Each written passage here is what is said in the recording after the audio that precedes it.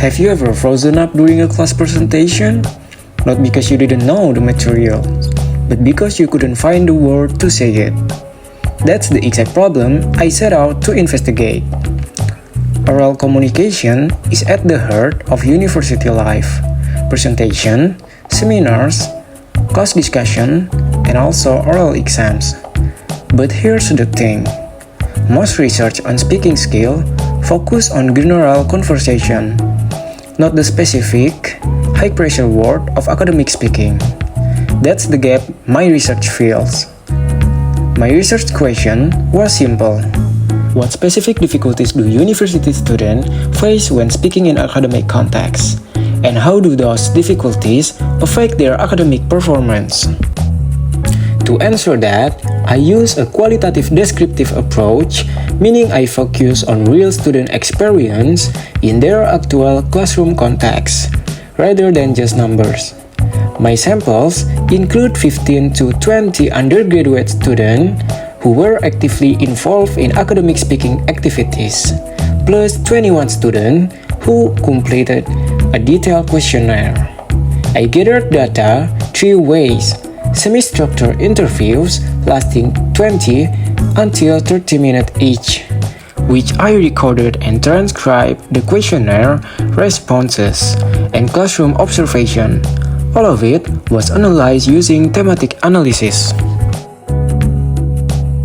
Here's what I found. 5 major themes. First, limited academic vocabulary. 67% of students said they struggle to find the right academic word when speaking, so they fall back on simpler terms or just hesitate. Second, low confidence and anxiety. Many students said they feel nervous presenting in front of peers, fear of making mistakes, fear of being judged, and that anxiety shut down participation. Third, grammatical difficulties. This was the biggest one.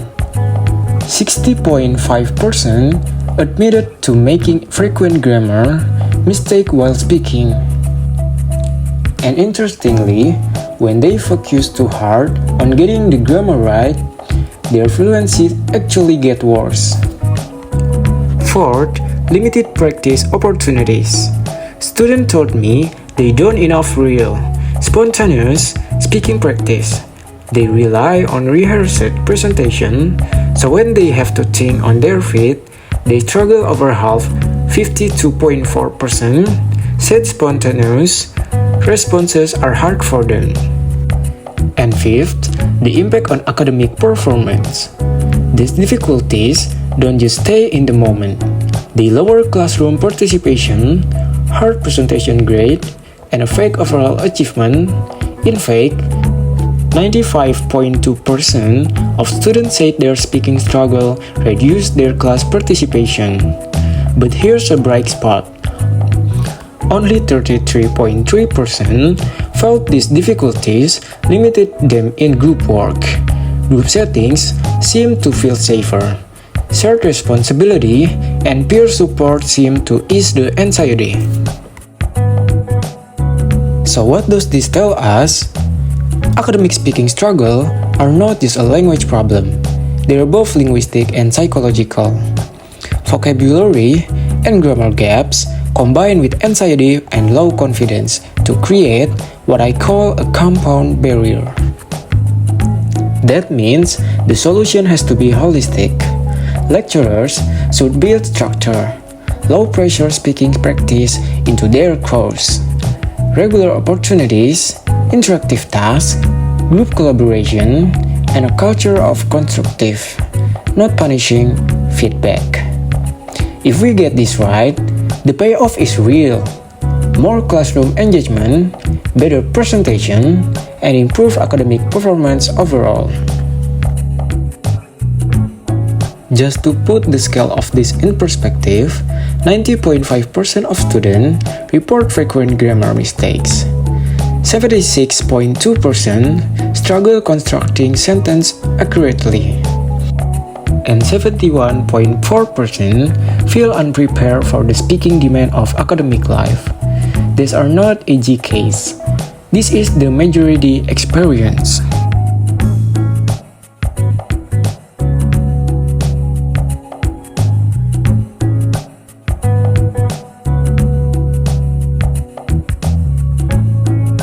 So if you're a student, speak up regularly in low-stakes settings.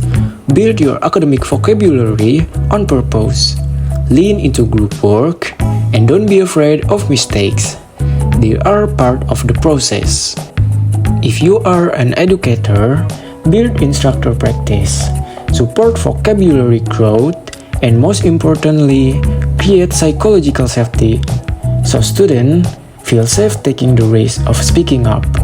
And for institution, this shows why speaking for academic purpose needs to be a real priority, not an afterthought.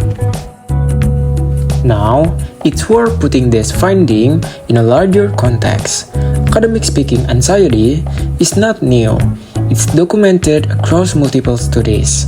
But what's important here is that we are seeing it concentrate in the high-stake university environment, where students feel the most pressure to be articulate and accurate. My findings align with existing research on language anxiety and performance. But they go further.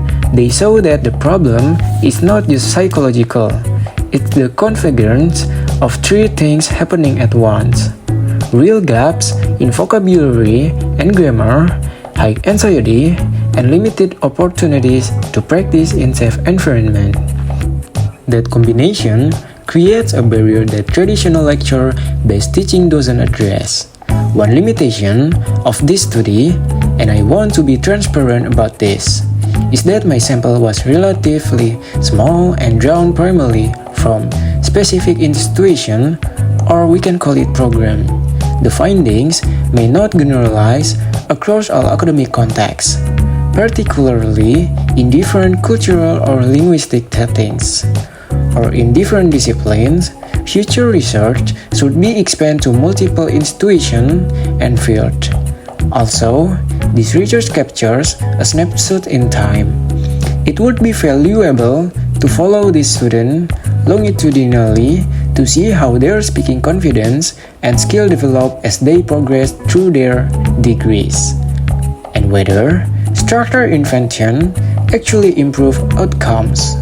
But within the scope of this study, what's clear is that universities need to treat academic speaking development as a core learning outcome, not a peripheral skill. It's woven into every discipline, and it directly affects academic achievement.